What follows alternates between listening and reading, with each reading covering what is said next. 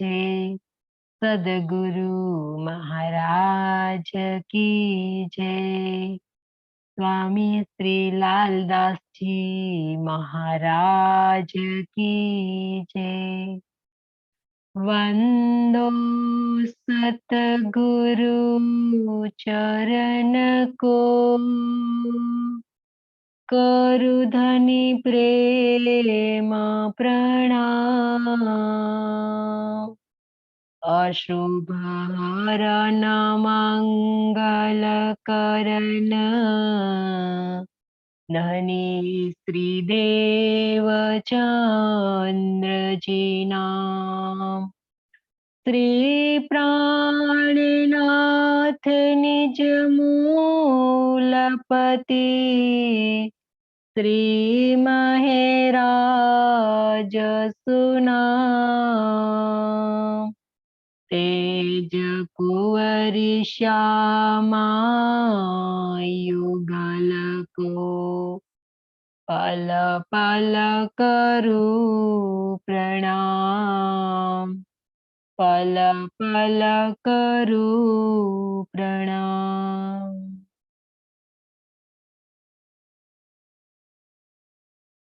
आत्म संबंधी राज जी महाराज की लाडली एवं प्यारी सखियों के चरणों में मेरा कोटि कोटि प्रणाम। महामती श्री लालदास जी के धाम दिल में विराजमान होकर धाम के धनी 5वें दिन की बित्तक का घटनाक्रम वर्णन कर रहे हैं। इनमें भी सुंदर साथ जी 5वें पन्ना जी की बित्तक बहुत गरिमापूर्ण बित्तक है। तो धनी हमें इस पन्ना जी की बित्तक का घटनाक्रम वर्णित कर रहे हैं। तो कल हमने देखा कि किस प्रकार से श्री जी गड्ढे से परना आए और परना के अंदर सुजात सिंह के माध्यम से देवकरण को पता चलता है। तो सुजान सिंह को, सूरज सिंह को सुंदर साथ जी पैगंबर कहा है। सूरज सिंह को पैगंबर कहा है क्योंकि श्री पार ब्रह्म का संदेशा जो संसार में पहुंचाता है तो उनको पैगंबर कहा जाता है। तो यहाँ सुजात सिंह ने सबसे पहले देवकरण को और देवकरण ने छत्रसाल को संदेश दिया। तो सूरज सिंह को पैगंबर कहा गया है। तो ये प्रसंग सुंदर साथ जी हमने कल वर्णित किया और आगे बताया कि श्री जी किस प्रकार से अगरिया आते हैं और अगरिया में देवकरण सपरिवार के साथ श्री जी की सेवा करते हैं। और इसके बाद महाराजा छत्रसाल के साथ अब श्री जी का किस प्रकार से मिलन होता है, दो महान सखियों का किस प्रकार से मिलन होता है। इस घटनाक्रम के पहले पूर्व हमने किलकिला नदी का जो वर्णन सुना था कि सबसे पहले श्री जी किलकिला नदी के किनारे आए। तो सुंदर साथ जी पौराणिक मान्यता है कि जब वैकुंठ में लक्ष्मी जी को श्राप दिया गया था और इस कलयुग के अंदर हो किलकिला नदी के रूप में अब बह रहे हैं। तो सुंदर साथ जी यहाँ बताया कि जो श्री महारानी के मंदिर के पीछे जो पद्मावती का मंदिर है, क्योंकि बताया कि पद्मावती के न सरदे विंध्य पृष्ठ विराजिता, लक्ष्मी जी किलकिला नदी के किनारे किलकिला बनकर अब बह रही है और श्री जी का जो चरण कमल इनमें पड़ता है तो वो अमृत, उनका जल अमृत के समान बन जाता है। तो यहाँ एक किलकिला नदी का भी महत्व बताया। और अब श्री जी का मिलन जब छत्रसाल के साथ होने जा रहा है तो सुंदर साथ जी यहाँ हम चौपाई के माध्यम से सुनेंगे कि मऊ में तिंदुनी दरवाजे डेरा किया वाही, राजा भेख बदल के दर्शन दियो ताही। मऊ में तिंदुनी दरवाजे कहाँ मिलन होता है? मऊ में, जहाँ तिंदुनी दरवाजे के पास उन्होंने अपना डेरा डाला, वहां पड़ाव डाला। और महाराजा छत्रसाल जी भी वेश बदल कर सबसे पहले दूर से देखते हैं श्री जी को, दूर से दर्शन किया, पुनः दूसरी बार शिकारी के वेश में आए।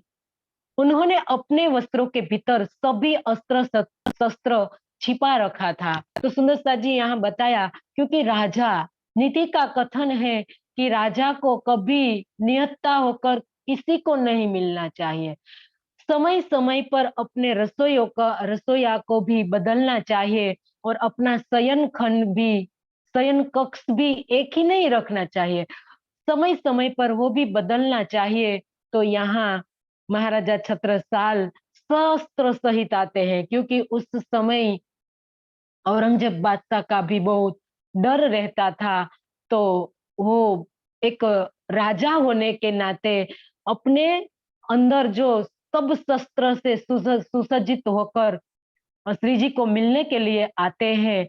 और सुंदर साज जी किस प्रकार से मिलते हैं, यहाँ बताया कि सब सुंदर साथ के बीच में उस समय श्री प्राणनाथ जी विराजमान थे। तो छत्रसाल जी उनसे कुछ दूर जानबूझकर अंडपट की तरह, के जाने के कोई पता ही नहीं है, एक गवार की तरह दूर खड़े रह हो गए और कहा और बोले, बोलो, बोले क्या बोले बाबाजू, राम राम। सुंदर साज जी क्या बोले महाराजा छत्रसाल जी कि बाबाजू राम राम। यहाँ महान दो सखियों का सुंदर साज जी मिलन हो गया।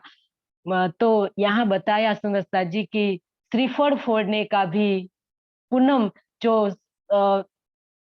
रक्षाबंधन की जो पूनम है, तो उस दिन दोनों स्वरूपों का मिलन हुआ था।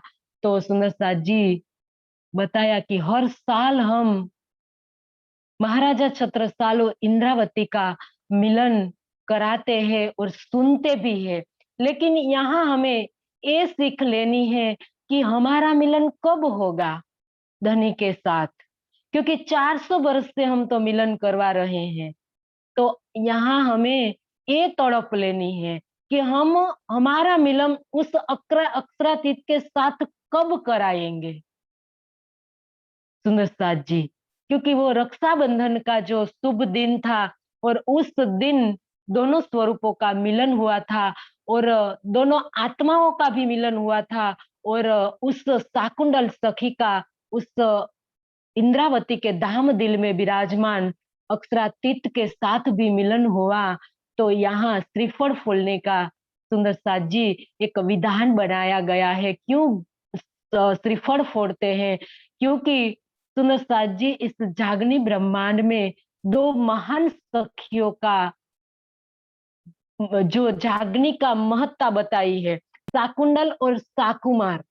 तो यहाँ शाकुंडल सखी जागृत हो गई, श्री जी के साथ उनका मिलन हो गया। तो यहाँ आधा खेल हमने जीत लिया।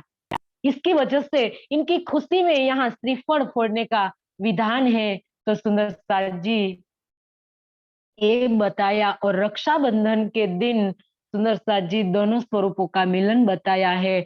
और पौराणिक मान्यता के अनुसार भी बताया है कि देवराज जो बृहस्पति है, उसने देवराज इंद्र को रक्षा सूत्र बांधा था। और प्राचीन काल में भी ऋषि मुनि यजमानों को रक्षा सूत्र बांधते थे, आशीर्वाद के रूप में रक्षा सूत्र बांधते हैं। तो सुंदर साथ जी ये त्योहार मनाया जाता है। और मुगलों हिंदू कन्या को हरम में रखते थे। जब मुगल सल्तनत चलती थी, तो सुंदर साथ जी उस समय में जो वो राजा थे, वो हिंदू कन्याओं को हरम में रखते थे, उनके साथ विवाह नहीं करते थे। तो भोग विलास के लिए सुंदर साथ जी वो रखते थे। तो तब से कन्याओं रक्षा सूत्र बांधा करते थे। तो सुंदर साथ जी तब से ये त्योहार बहनों का बन गया है। तो यहाँ महान व्यक्ति ही सुंदर साथ जी यहाँ बताया कि आध्यात्म का सम्मान कर सकते हैं और कोई जो महान सत्ता आध्यात्म के जो दुआएं लेती है या उनका वरद हस्त होता है, तब जाके वो महान बन सकती है। तो यहाँ साकुमार और इंद्रावती सखी दोनों का मिलन हुआ और यहाँ श्रीफल फोड़ते हैं सब सुंदर साथ। तो ये मानते हैं कि अब हम सब सुंदर साथ ने आधा खेल जीत लिया है, क्योंकि परम धाम की ब्रह्म सृष्टियों की सबसे बड़ी संपत्ति क्या है सुंदर साथ जी? क्योंकि ईमान, यहाँ पूर्ण रूप से ईमान लेकर शाकुंतल सखी ने किस प्रकार से हमें आगे देखना है कि किस प्रकार से वो ईमान लेकर खड़ी होती है, क्योंकि ब्रह्मांड में कोई ऐसा नहीं हुआ है जो इस प्रकार की सेवा की, श्री जी की जो सेवा की है शाकुंतल ने, इस प्रकार की सेवा इस ब्रह्मांड में कभी किसी ने की नहीं है और भविष्य में कोई कर नहीं पाएगा। सुंदर सा जी ऐसी सेवा शाकुंतल ने श्री जी की थी। तो यहाँ बताया कि ईमान और इशक दो ब्रह्म सृष्टियों की पांख है और उनसे ईमान और इशक से ब्रह्म सृष्टि उड़ान भरती है। तो एक बड़ी दो संपत्ति बताई सुंदर साथ जी। और प्रेम और भक्ति दोनों सुंदर साथ जी ये भी बताया कि भक्ति भी प्रेम का स्वरूप है। तो प्रेम स्वरूप सर्वस्व समर्पण करना होता है और लुटाना होता है, न्योछावर करना होता है। तो महाराजा छत्रसाल ने ये सब न्योछावर किया। तो किस प्रकार से हो न्योछावर करते हैं हम आगे देखेंगे। यहाँ तो सिर्फ हमें इतना ही समझना था कि सुंदर साथ जी दो स्वरूप का मिलन हुआ और हमारा मिलन अब धनी के साथ हमें इस साल सुंदर साथ जी कराना है इस तन में, और इस आने वाले समय में इस प्रकार से हमें समर्पित होना है और इशक और ईमान लेकर सुंदर साथ जी हमें खड़ा होना है और हमारे धाम के धनी की पहचान कर हमारे धनी के साथ मिलन करना है। तो यहाँ सुंदर साथ जी आते हैं श्री जी के चरणों में और बाबा जो राम कहकर खड़े रहते हैं। तो श्री जी ने कहा कि राम राम बाबा यहाँ बैठो। श्री जी आदर सहित उनको बैठने के लिए कहते हैं कि जिस बिछोने पर सुंदर साथ बैठे थे तो छत्रसाल जी उस पर दूर किनारे पर बैठ गए। पीछे जब सब सुंदर साथ बैठे हैं वहां पीछे ये भी किनारे पर वहां बैठ गए। तो श्री जी ने वापस कहा कि बाबा और आगे आओ, मेरे पास सामने बैठो। सुंदर साथ जी और आगे बुलाया और सुंदर महाराजा छत्रसाल सिर्फ थोड़ा ही खिसके और इसके बाद श्री जी ने कहा कि और आगे आओ, मेरे सामने आकर बैठो। तो सुंदर साथ जी 3 बार कहा। कितनी बार कहा? 3 बार कहा। क्योंकि हमारे इस संसार में या हमारी ब्रह्मवाणी में या वितक साहेब के अंदर 3 का बहुत महत्व है। सुंदर साथ जी हमने खेल भी 3 बार मांगा था, तो धनी ने हमें 3 बार मना किया था और हमने 3 बार कहा कि अजमाइए धनी, हमें देखना है देखना है देखना है। सुंदर साथ जी और हक की 3 सूरत बताई है, बसरी, मलकी और हकी।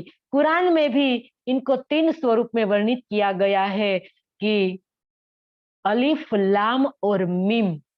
और सुंदर साथ जी ब्रह्मवाणी के अंदर कौल, फेल और हाल, वो भी 3 है और 3 सृष्टि है सुंदर साथ जी, ब्रह्म सृष्टि, ईश्वरीय सृष्टि और जीव सृष्टि।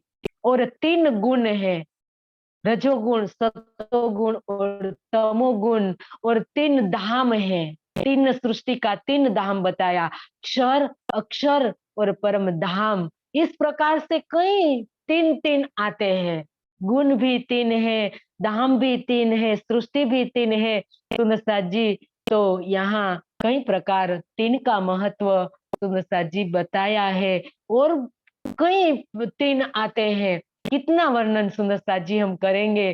तो यहाँ धनी ने 3 बार बुलाया, और बीतक के अंदर सुंदर साथ जी बताया कि भैरव सेठ की जागनी अब्बासी बंदर के अंदर तीसरे दिन में हुई थी, और जहान मोहम्मद को भी तीसरे दिन के अंदर श्री जी के चरणों में सुंदर साथ जी वो समर्पित हुआ था, उनकी जागनी भी तीसरे दिन में हुई थी।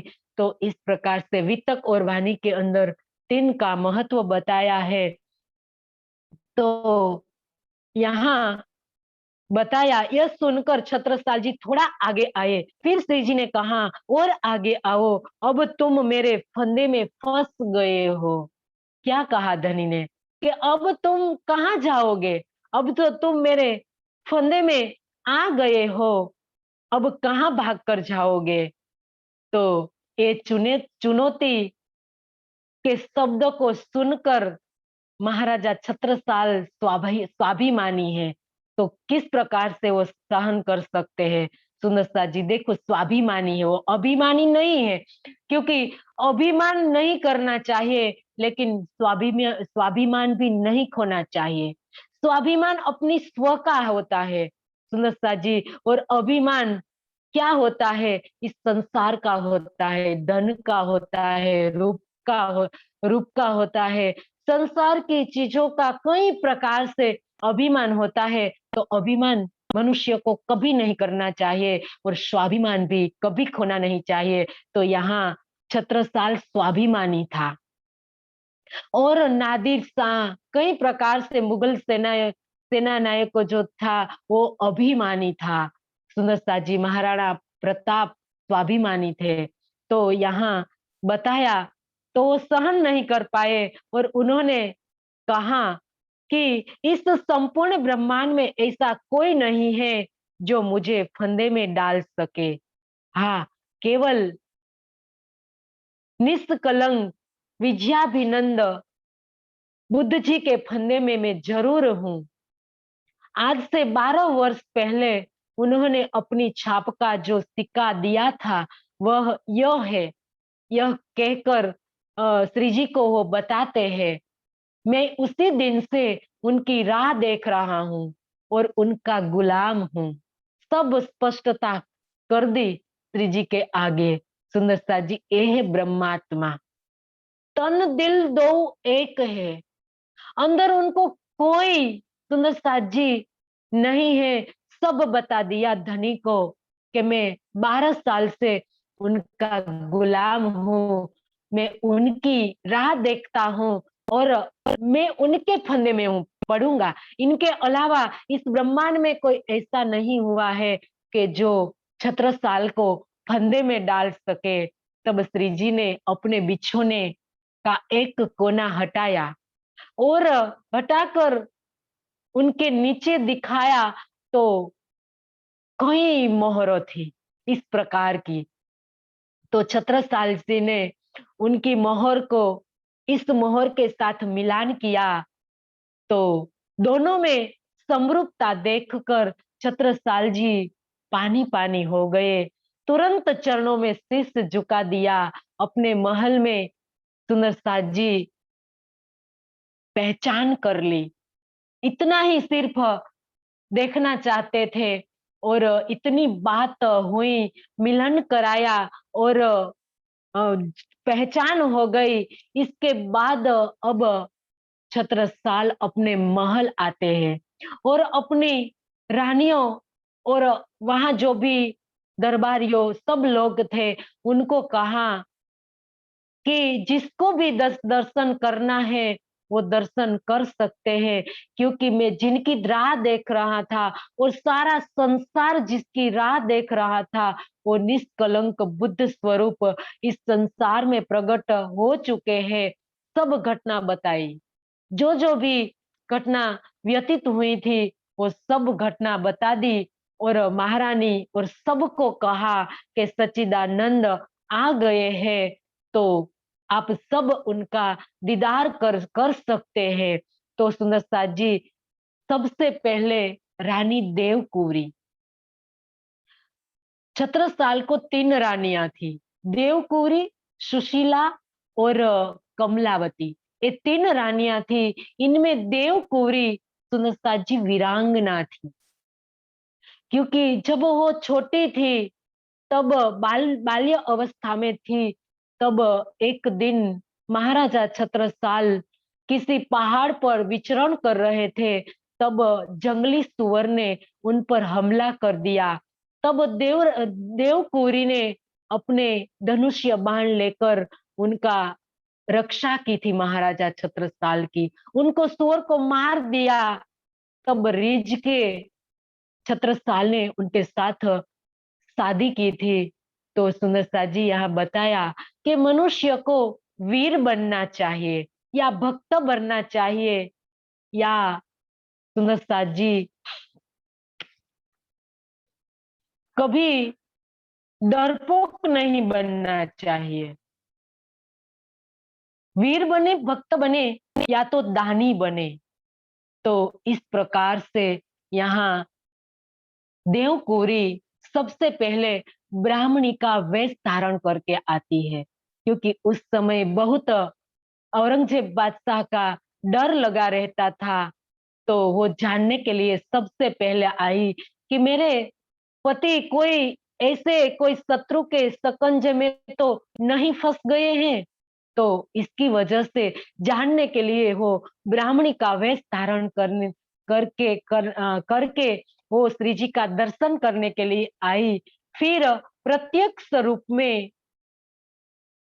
बाजे गाजे और सेना के साथ संपूर्ण राज परिवार के साथ धाम-धूम के साथ श्री जी का स्वागत किया। सुंदर साथ जी महाराजा छत्रसाल ने स्वागत किया श्री जी का, सब सुंदर साथ का।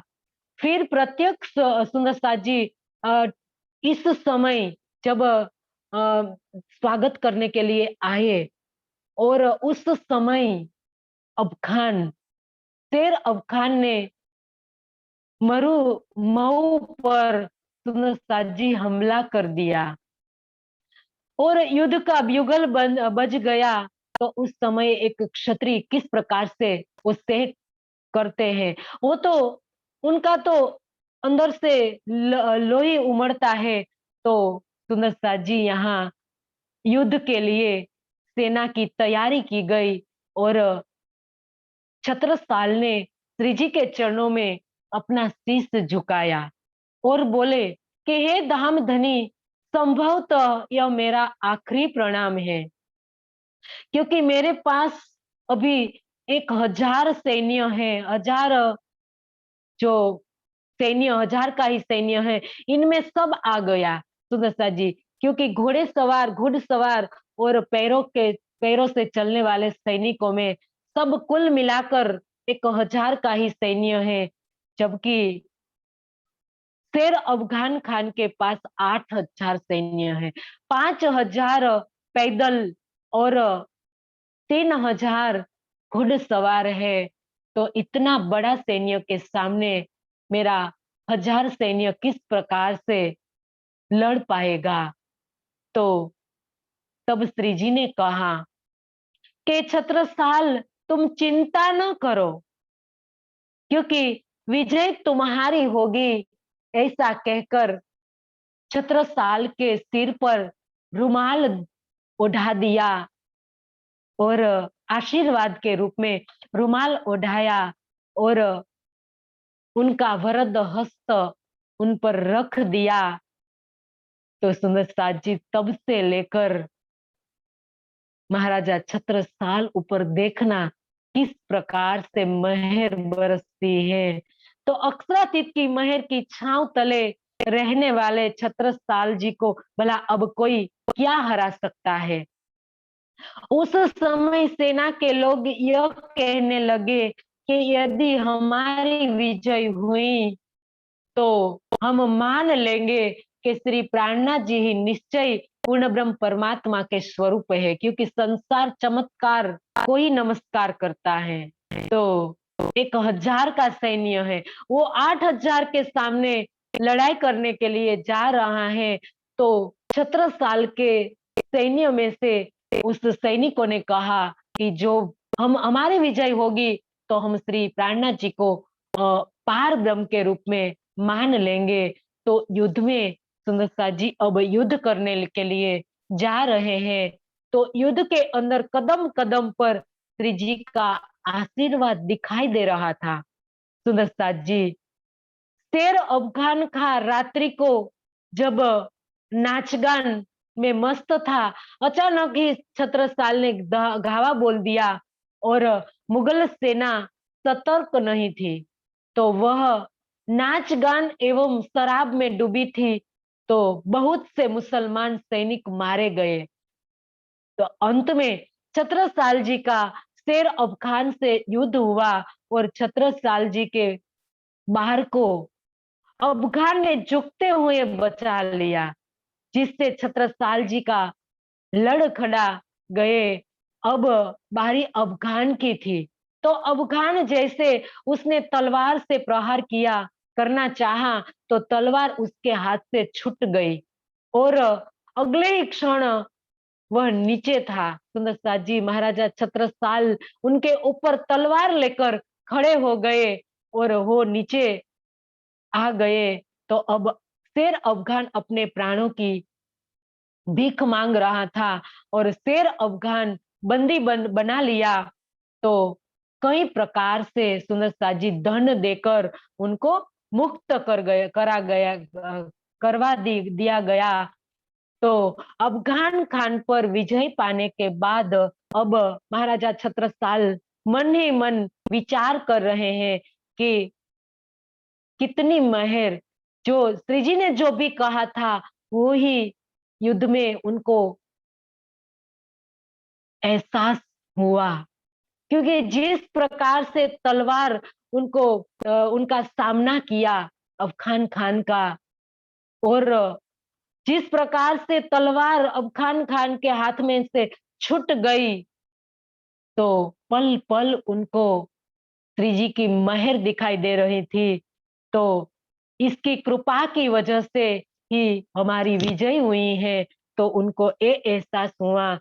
तो महाराजा छत्रसाल जी को जैसे ही तारतम्य ज्ञान मिला, सुंदरसा जी अब श्री जी के चरणों में आते हैं और वहां पट खुला है और संसार से लेकर सुंदरसा जी परम धाम तक का ज्ञान महाराजा छत्रसाल ने ग्रहण किया और उनको सब पहचान हो गई और तारतम्य ग्रहण कर लिया। उनके हृदय में अब विरह वैराग्य की धारा बहने लगी। उनको लग रहा था कि अब इस संसार का व्यवहार मुझसे नहीं होगा, क्योंकि पूर्ण पहचान हो गई। तो उसकी वजह से उनकी आत्मा भी जागृत हो गई। तो वो श्री जी के चरणों में आकर कहने लगे। तो जब श्री प्राणनाथ जी सुंदरसा जी उस समय अब आते हैं, तो मऊ से पन्ना जी आते हैं। तो वहां चोपड़े की हवेली में रहने वाली सुंदरसा जी मजली रानी, जो चोपड़े की हवेली, हम पन्ना जी जब जाते हैं सुंदरसा जी चोपड़ा मंदिर, वहां हम सब इनके माध्यम से अब सब जानते हैं कि वहां सुंदरसा जी चोपड़े की हवेली के अंदर किस प्रकार से महाराजा छत्रसाल ने श्री जी का जो स्वागत किया था। तो यहाँ सब सुंदर साथ, महिला सुंदर साथ को श्री जी मऊ गए थे। तो चोपड़े की हवेली के अंदर महिला सुंदर साथ को रख कर गए थे। तो सुंदर साथ जी वहां मजली रानी जो रहती है, सुशीला रानी, तो वो तेज कुंवरी के की चर्चा से वो जागृत हो जाती है। तो वो तेज कुंवरी के चरणों में तारतम्य ग्रहण करती है। तो यहाँ अब सुंदर साथ जी महाराजा छत्रसाल एक दिन कोई काम से पन्ना जी आते हैं, तो वहां उस समय श्री जी स्नान करने के बाद भोजन के लिए तैयार थे। तो छत्रसाल ने श्री जी के दोनों चरणों में प्रणाम किया और श्री प्राणनाथ जी के भोजन करने के बाद अब प्रसाद के रूप में महाराजा छत्रसाल और उनके साथ 3-4 सुंदर साथ भी आए हुए थे। उनके दरबार के 4 लोग भी आए हुए थे। तो इसमें हिम्मत सिंह, पर्वत सिंह, देवकरण तथा रूप सिंह, ये चारों ने भी भोजन ग्रहण किया। तो यहाँ सुंदर साथ जी, महाराजा छत्रसाल जी तो श्री जी पर समर्पित थे, लेकिन यहाँ जो भी बल दीवान थे, ऐसे ऐसे कई लोग उनके राज्य में थे, उनको अभी तक श्री जी पर पूर्ण विश्वास नहीं आया था।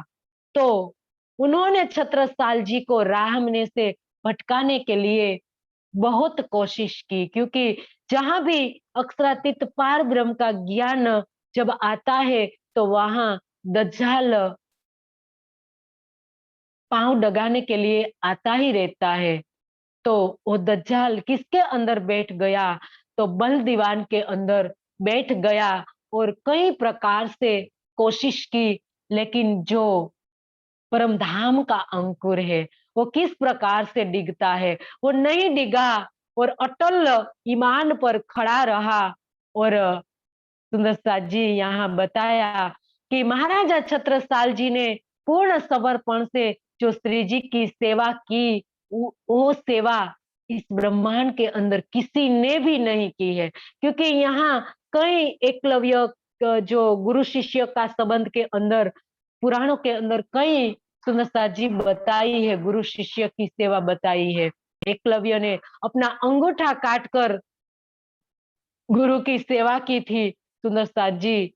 तो ऐसे तो कई दृष्टांत संसार के अंदर है, लेकिन इस ब्रह्मांड में जो महाराजा छत्रसाल ने जो सेवा की श्री जी की, तो इसकी तोल कोई सेवा इस ब्रह्मांड में नहीं आती है।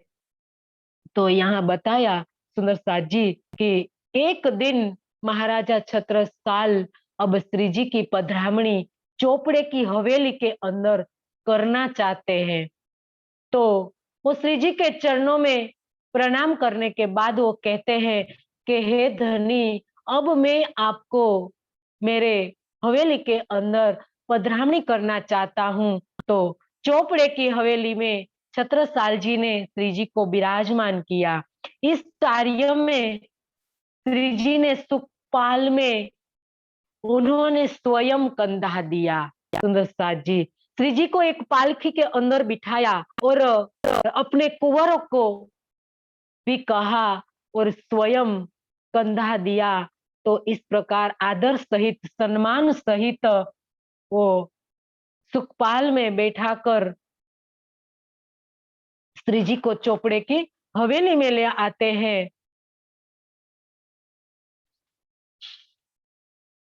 तो यहाँ सुंदर साथ जी द्वार तक आ गए। सुखपाल अब द्वार के अंदर तो नहीं जाएगा, क्योंकि द्वार छोटा होता है और बड़ा सुखपाल अंदर किस प्रकार से प्रवेश कर पाएगा। तो इसकी वजह से वहां सुखपाल को नीचे उतार दिया और वहां से अब अंदर ले जाना है श्री जी को। तो मजली रानी ने पहचान की थी सुंदर साथ जी, महाराजा छत्रसाल जी की कोई खुशी का कोई ठिकाना नहीं है। वो तो इतने खुश हो गए हैं, इतने खुश हो गए हैं।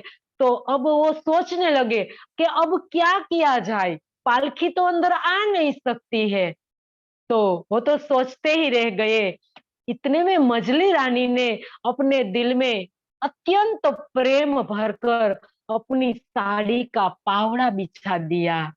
और छत्रसाल जी ने ये देख लिया कि कितने प्यार से मजली रानी ने पावड़ा बिछाया है, लेकिन वो पति होने के नाते वो कहने लगे कि ये तो मेरा अधिकार है, मैं आपका पति हूँ, तो इसके नाते मेरी पहली फर्ज बनती है कि मैं अपनी पाग का पावड़ा बिछाऊंगा। तो महाराजा छत्रसाल ने अपनी पाग उतार दी और पाग का पावड़ा बिछाया, लेकिन मछली रानी उदास थी, क्योंकि बड़े प्रेम से पावड़ा बिछाया था। तो श्री जी की दृष्टि मछली रानी पर पड़ती है और मछली रानी को उदास देखकर अब पाग छोटी पड़ गई, सिंहासन तक नहीं पहुंच पाई। तो श्री जी ने उनको इशारा किया और मछली रानी ने सुंदर साथ जी अपनी साड़ी का पावड़ा बिछाया।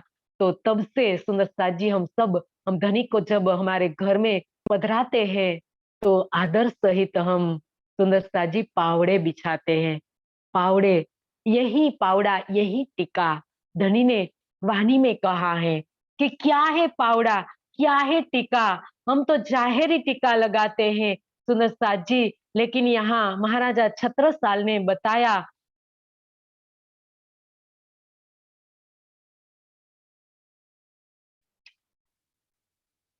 कि यही टीका, यही पावड़ा, यही निछावर आए, श्री प्राणनाथ जी के चरण पर छता बलि बलि जाए। अपने अहम का त्याग ही टीका है। टीका क्या है सुंदर साथ जी? अपने संपूर्ण अहम का त्याग ही टीका है और अपनी पाग यही पावड़ा है। तो इसी को ही न्योछावर राशि मानकर महाराजा छत्रसाल ने श्री प्राणनाथ जी पर सुंदर साथ जी न्योछावर कर दिया। पाग किसके चरणों में समर्पित की जाती है सुंदर साथ जी? संसार के अंदर महाराजाओं, राजा महाराजाओं अपनी पाग किसके चरणों में रखते हैं? क्योंकि पाग सुंदर साथ जी सबसे बड़ी लज्जा होती है। उनके अंदर सुंदर साथ जी वो जैसे तैसे के चरणों में नहीं रखते हैं। यहाँ महाराजा छत्रसाल ने पाग रखा, इसका मतलब है उनको सब कुछ न्योछावर कर दिया। नख से सिख तक सुंदर साथ जी सब कुछ। इसीलिए तो धनी ने यहाँ बताया सुंदर साथ जी यही टिक्का, यही पावड़ा, सब अहंकार न्योछावर कर दिया श्री जी के चरणों में। तो तब जाके धनी ने उनको सब शोभा दी, दे दी सुंदर साथ जी। तो यहाँ बताया कि श्री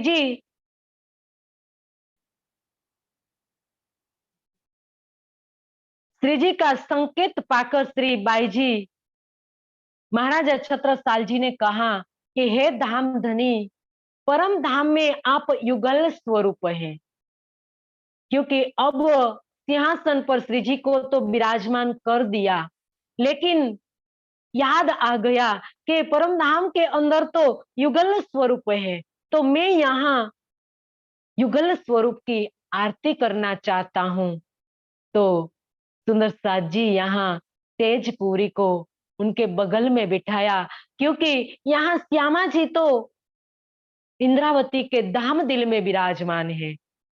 तो वो तो है ही, लेकिन सुंदर साथ जी वाहिदत्त के संबंध के अंदर सभी आत्मा श्यामा जी का स्वरूप है। तो इसकी वजह से तेज कुंवरी को उनके बगल में बिठाया और युगल स्वरूप की आरती उतारने जा रहा है।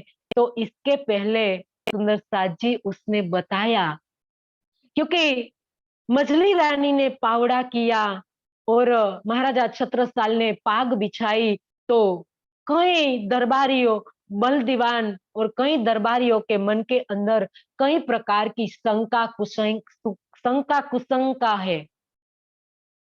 भोजन भी किया तो सुंदर साथ जी यहाँ कोई बुंदेला, कोई राजा महाराजा कभी किसी का जुठन नहीं ग्रहण करता है। तो यहाँ उनको पहचान नहीं थी, तो कई प्रकार की बात प्रसर गई। तो इस सब का खुलासा या स्पष्टीकरण करने के लिए महाराजा छत्रसाल ने कहा, सब दरबारियों को बिठा दिया, सबको कहा आप पहले बैठिए। मैं जिनके आगे मेरे मछली रानी ने पावड़ा बिछाया और जिनके चरणों में मैंने पाग बिछा दी, तो मैं उनकी पहचान करना चाहता हूँ। सबसे पहले मैं उनकी पहचान करवाना चाहता हूँ। तो सुंदर साथ जी यहाँ उनका ही पद, उनका ही बनाया हुआ पद सबसे पहले गाया। पूर्ण ब्रह्म ब्रह्म से न्यारे, आनंदय अखंडय पार मेरे वाला जी, आनंदय अखंडय पारे। शिव सनकादिके आदिके इच्छित, शेषन पावे पार मेरे वाला जी, शेषन पावे पार।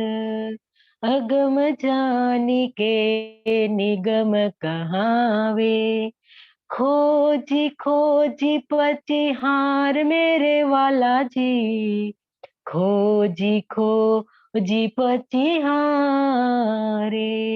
जान के मोल धनी अंगनाय अपनी, सो घर आए हमार मेरे वाला जी, सो घर आए हमारे। तो सुंदर सा जी यहाँ हम सिर्फ भाव समझेंगे, क्योंकि बताया कि आप लोग जो देख रहे हो सिंहासन पर, वो कोई मेरा गुरु नहीं है और मैं नहीं उनका शिष्य हूँ। सिंहासन पर विराजमान जो आप देख रहे हो, ये मेरे कोई भगवान नहीं है और मैं नहीं उनका भक्त हूँ। ये कौन है? ये पूर्ण ब्रह्म ब्रह्म से न्यारे, पूरे संसार जिनकी राह देख रहा है, जो ब्रह्मा विष्णु महेश शिव सनकादिक आदि के इच्छित है, सब उनका इच्छा कर रहे हैं। वो पार ब्रह्म है, वो ब्रह्म से भी न्यारे है, पूर्ण ब्रह्म है और मेरी आत्मा का हो प्रियतम है। तो मैं उनकी अंगना हूँ और अंगना को जानकर वो मेरे घर आए हैं। वो अकेले नहीं आए हैं, वो ठाकुर श्री ठाकुरानी जी को साथ में लेकर आए हैं, क्योंकि अंदर तो ठाकुरानी जी विराजमान है श्यामा जी। तो वो श्यामा जी को लेकर, सब सुंदर साथ को लेकर मेरे घर पधारे हैं। तो ये मेरे आत्मा के प्रियतम है, ये मेरे कोई भगवान नहीं है, ईश्वर नहीं है, ये मेरे गुरु नहीं है, वो मेरे आत्मा के प्रियतम है। तो इसी प्रकार से सुंदर सा जी आरती उतारी और आरती आरती आरती कोई जाहिरी सुंदर साथ जी नहीं है, इनके अंदर जो समर्पण किया महाराजा छत्रसाल ने, तो उनको ही आरती कहा है। किस प्रकार से वो समर्पित हो गए। तो सिंहासन पर विराजमान ये युगल स्वरूप साक्षात अक्षरातीत है, इस प्रकार से वो जानकर वो पूर्ण ब्रह्म है, वो अक्षर से भी परे है। तो स्पष्टता करके सुंदरता जी युगल स्वरूप की आरती उतारी और सबको पहचान करा दी कि ये मेरे कौन है। तो सुंदरता जी यहाँ ये सुनकर सब दरबारी और सब बल दीवान सहित सबको ईमान आ गया, विश्वास आ गया और सब श्री जी के चरणों में नतमस्तक हो गए। तो यहाँ आगे बताया कि प्राणनाथ जी ने कहा कि मैंने बहुत से राजा राणा और बादशाह को देखा है, लेकिन एक ब्रह्म सृष्टि जो समर्पण और प्रेम कर सकती है, यह जीवों से कदापि नहीं हो सकता है। तो छत्रसाल आज से मैं तुमको हुक्म की शक्ति देता हूँ, क्योंकि आज श्री जी ने उनको हुक्म की शक्ति दे दी। इसीलिए तो कहा कि पहले दाता हम भये, गुरु को दिए दिनों शीश, पीछे दाता गुरु भये, सब कछु सब कुछ कियो बख्शिश। सुंदर सा जी क्या बताया कि सबसे पहले तो शिष्य को अपना अहम रूपी सिर देना होता है, क्योंकि यहाँ छत्रसाल ने पूर्ण रूप से अहम खत्म कर दिया और इसके पश्चात गुरु के द्वारा सुंदरसा जी अपनी सारी आध्यात्मिक संपदा उसे सौंप दी जाती है। तो सौंप दी, हुक्म की शक्ति दे दी सुंदरसा जी महाराजा छत्रसाल को। किस प्रकार से उनको मिली हुक्म की शक्ति? क्योंकि यहाँ पूर्ण रूप से समर्पित कर दिया। अब तो महाराजा छत्रसाल ने कह दिया कि सात समस्त के बीच में जुगल धनी बैठाए, कहीं तुम साक्षात अक्षरातीत हो, हम चिन्हा तुम्हें बनाए। कह दिया महाराजा छत्रसाल ने कि समस्त सुंदर सात के बीच में श्री बाई जी एवं श्री प्राणनाथ जी को विराजमान किया और सबको पहचान करा दी कि यही अक्षरातीत है और यही धनी धाम है और इनके अलावा तुम्हें और कोई जो चिन्ह है वो क्या है? वो जीव सृष्टि है। क्या है? जीव सृष्टि है। तो इसी प्रकार से यहाँ धनी ने सब कुछ बख्शिश कर दिया। तो सुंदरसा जी अब महाराजा छत्रसाल को टिक्का दे दिया। देखो यहाँ सब कुछ धनी ने हुक्म की शक्ति दे दी। तो यहाँ अब महाराजा छत्रसाल तो क्या थे? एक गरीब परिवार के थे।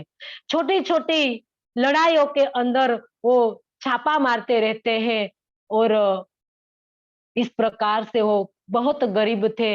लेकिन आज उनके ऊपर श्री जी का वरद हस्त आ गया और उनके वरद हस्त से वो किस प्रकार से महान बनेंगे और कितनी लड़ाइयों वो जीतेंगे। आगे सुंदरसा जी उनको कोई उनका मुकाबला नहीं कर पाएगा। कितनी सैन्य औरंगजेब बादशाह उनको भेजेंगे लेकिन कोई महाराजा छत्रसाल का मुकाबला नहीं कर पाएगा। तो आगे हम इस वितक में ये सुनेंगे। तो सुंदरसा जी ये कहकर स्वयं श्री जी ने छत्रसाल जी के माथे पर तिलक कर दिया और महाराजा कहकर संबोधित कर दिया। तो यहाँ श्री जी का यही कथन अक्सर तो सत्य सिद्ध हुआ जब भविष्य में सबने छत्रसाल को महाराजा के रूप में माना। तो इसी तरह से सुंदरसा जी महाराजा छत्रसाल ने कई बार अपने महलों में श्री जी की पधरामणी की। एक तरफ सुखपाल में वे कंधे देते थे और दूसरी तरफ महारानी या अपने राजकुंवर कंधे देते थे। तो श्री जी और बाई जी को उन्होंने परम धाम के युगल स्वरूप के रूप में मानकर हीरे मोती तथा अन्य वस्त्र आभूषणों से सजाया और उनकी सेवा की। तो अपना तन मन और धन समर्पित करने के बाद वे हाथ जोड़कर सुंदरसा जी खड़े रहते थे। तो यहाँ अब चाचा बलदीवान जो संकुचित भावनाओं के कारण श्री जी के छत्रसाल से कभी कभी शंका करने लगते हैं। तो एक बार क्या हुआ कि एक बार श्री जी ने सोचा कि बल दीवान और कई दीवान जो दरबारियों है उनकी मानसिकता संकुचित है। तो इसके कारण छत्रसाल को कुरान पक्ष का ज्ञान नहीं बताया था। तो एक दिन बंगला जी में लालदास जी कुरान पढ़ रहे थे और श्री जी उनका मायना कर रहे थे। तो दो चार सुंदर साथ भी वहां बैठे हुए थे। तो इसी में छत्रसाल आ गए। उन्होंने अपने मन में विचारा कि आज श्री जी के साथ किस प्रकार की वार्ता चल रही है। तो लालदास जी को संकेत संकेत से बुलाया, क्योंकि सुंदरसा जी यहाँ बताया कि नीति का भी कथन है कि कभी दो व्यक्ति की बात चल रही हो तो बीच में कभी दखल अंदाजी नहीं करनी चाहिए या कभी किसी की बात छिप कर नहीं सुननी चाहिए। तो यहाँ महाराजा छत्रसाल ने संकेत में बुलाया कि हे लालदास जी, क्या चल रहा है? जिस प्रकार हिंदू धर्म यहाँ बताया कि क्या चल रहा है, तो लालदास जी ने उत्तर दिया कि बिना श्री जी की स्वीकृति के बिना मैं आपको कुछ नहीं बता सकता हूँ। तो लालदास जी ने श्री जी को पूछा और महाराजा छत्रसाल को अंदर बुलाया, तो श्री जी ने उनको सब कुछ समझा दिया कि वेद पक्ष के अंदर जो विद्याभिनंद बुद्ध निष्कलंक जिसको कहा है, उनको ही कुरान के अंदर इमाम मेहंदी साहिब जमा कहा है, तो सब स्पष्टता कर दी। तो इनके माध्यम से अलग-अलग नामों में से मेरा और तुम्हारा नाम बताया गया है, क्योंकि कुरान के अंदर जहाँ मुझे इमाम मेहंदी कहा है, इनके अंदर तुझे हारून कहा है, औरंगजेब बादशाह को फेरून कहा है, तो सदगुरु को मूसा पैगंबर कहा है। तो इसी प्रकार से कुरान के अंदर हमारी साक्षी दी गई है, तो सब बता दिया। तो ये बात सुनते ही महाराजा छत्रसाल को जोश आ गया और बोले, हे धामधनी, जब कुरान में हमारे घर की बातें हैं तो हम क्यों छिपाए? ये शरीयत के मुसलमान हमारा क्या कर लेंगे? अब मैं औरंगजेब का मुकाबला करने के लिए तैयार हूँ। तो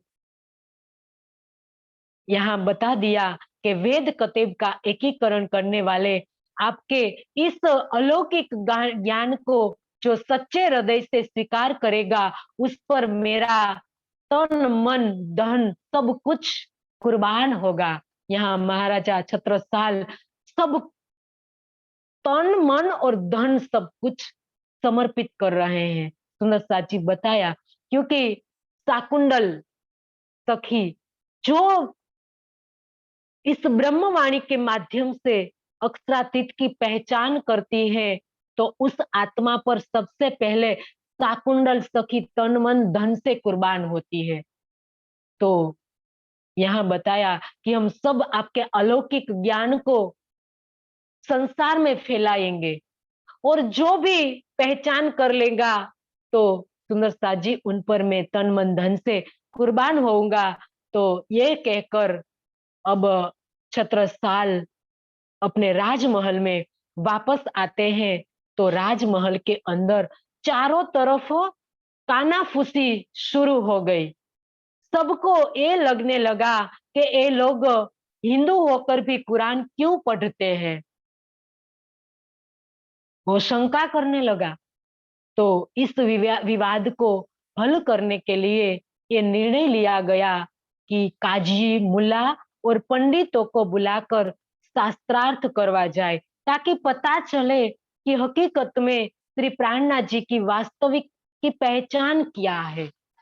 तो यहाँ बल दीवान और दरबारियों के अंदर कुरान के लेकर संकुचित मानसिकता होने के कारण इस तीनों को बुलाया गया। तो सबसे पहले काजी को बुलाया, अब्दुल रसूल को बुलाया। कुरान पक्ष की चर्चा करने के लिए मोहबे के काजी अब्दुल रसूल को बुलाया गया। उनकी बात बात तो सुंदर साथ जी लालदास जी से हुई, क्योंकि श्री जी तो अब दरबार के अंदर है और लालदास जी उनके सामने चर्चा करने बैठ गए। तो लालदास जी ने सबसे पहले कहा कि आपसे मैं कुरान का एक प्रश्न पूछता हूँ, आपसे निवेदन है कि उत्तर केवल एक ही होना चाहिए। तब वो डींगे मारने लगा, ये तो तुम ऐसे कह रहे हो जैसे कोई अनपढ़ कहता है। मुझसे कुरान के संबंध में कोई भी नहीं जीत सकता है। मुझे संपूर्ण कुरान कंठस्थ है। तो लालदास जी ने कहा, तो इसीलिए तो आपके ज्ञान को देखकर हम डरते हैं। हम आपसे केवल इतना ही पूछते हैं कि दुनिया की पैदाश कितने प्रकार की है। यदि मेरे कुरान यदि मेरे कथन और कुरान के कथन में अंदर अंतर होगा, तो मैं हार मान लूंगा। कुरान में 5 तरह तरह की पैदाश लिखी है। उसने बताया, रसूल काजी अब्दुल रसूल ने बताया कि कुरान में 5 प्रकार की पैदाश बताई गई है। तब लालदास जी ने कहा, आगे कहा कि आप इनमें से बताइए कि कहाँ बताया है, कहाँ लिखा है कुरान के अंदर।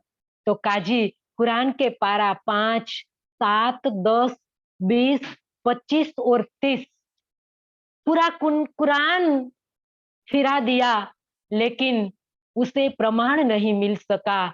तब श्री लालदास जी ने कुरान के तीसरे पारे को दिखाया, जिसमें 5 तरह की पैदाश का वर्णन बताया गया था।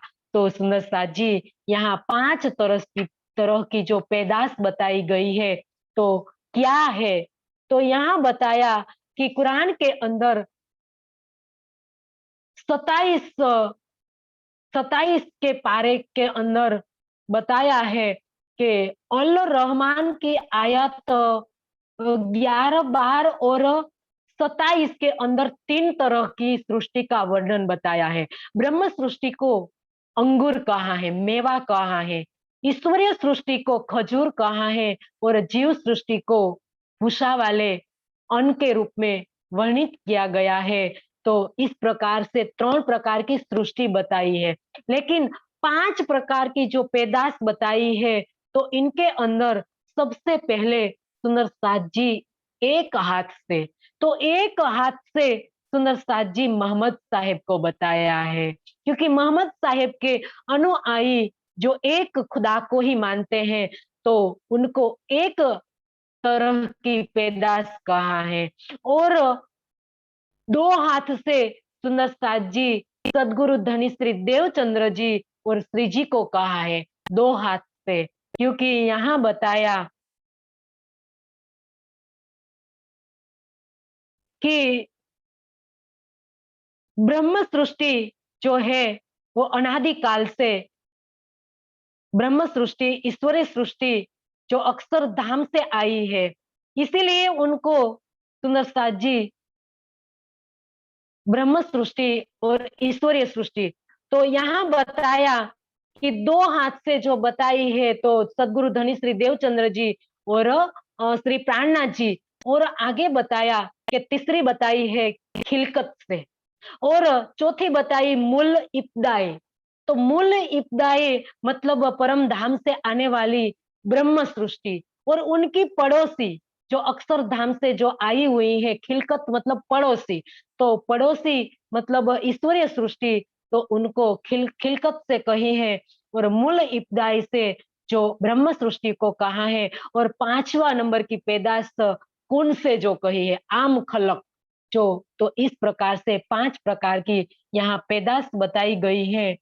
तो सुंदर साथ जी ये यहाँ बताया, तो लालदास जी ने उनको कहा कि लालदास जी ने क्या कहा कि हे अब्दुल रसूल, आप बताइए कि आप सब सच सच सच बताइए कि आप स्वयं को इन 5 तरह की पैदाश में किसके अंतर्गत मानते हो? वापस क्वेश्चन कर दिए। तो तब काजी के दिल में घबराहट सी हो गई। वो घबराने लगा और उत्तर उनकी समझ में नहीं आ रहा था कि मैं क्या बताऊं।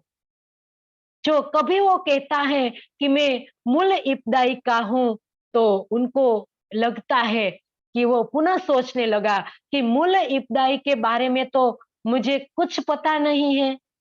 तो वो कभी एक हाथ की कहने लगा, तो फिर उन्हें सोचा कि मुझे इसके बारे में भी कुछ मालूम नहीं है, और अधिक घबराहट में उसने कुन से कह दिया। तो तत्पश्चात उनको विचार आया कि कुन से पैदा होने वाले खलक तो जुल्मत के अंदर होती है, और ये तो अजीम कैसे जाएंगे। तो इस प्रकार वो बहुत परेशान सा हो गया, और लालदास जी के एक भी प्रश्न का उत्तर नहीं दे पाया। तब बल दीवान ने कहा, क्या कहा कि हे काजी साहिब, इस तरह से तो भूले भटके ही तरह का बातें क्यों कर रहे हो आप? आप इस प्रकार की बातें क्यों कर रहे हो? ये तो धुंधली बात है, आप तो धुंधली बात कर रहे हो।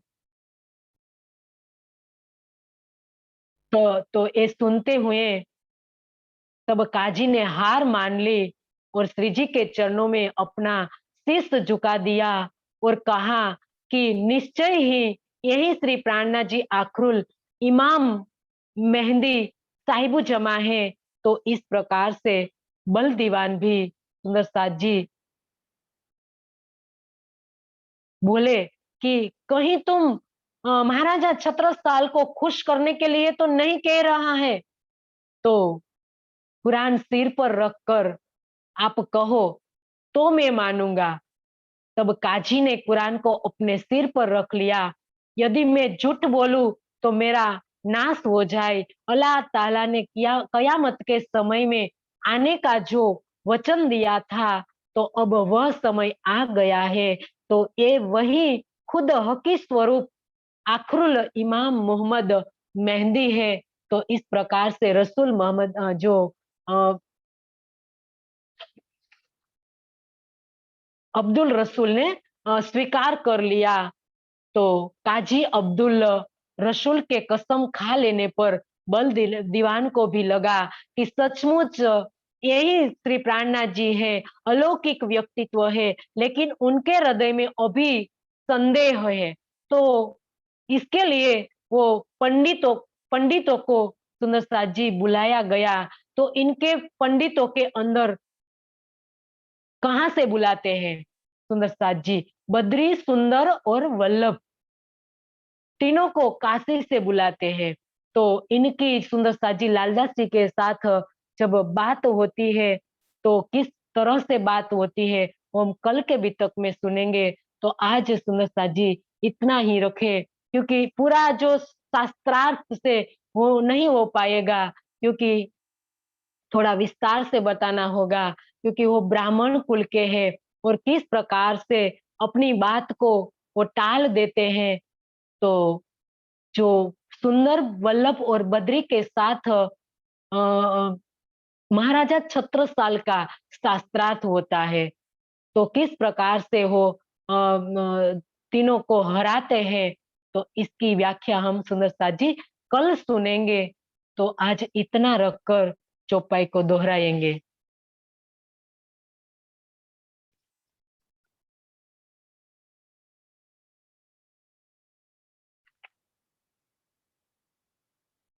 तब बल दीवान के कछु साँच आई दिल में, पंडितों से तो पूछ देखो, कोई चर्चा करे इनसे, कोई चर्चा करे इनसे।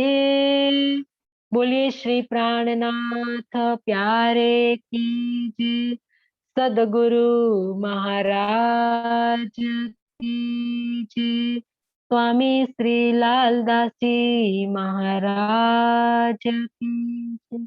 प्रणाम जी।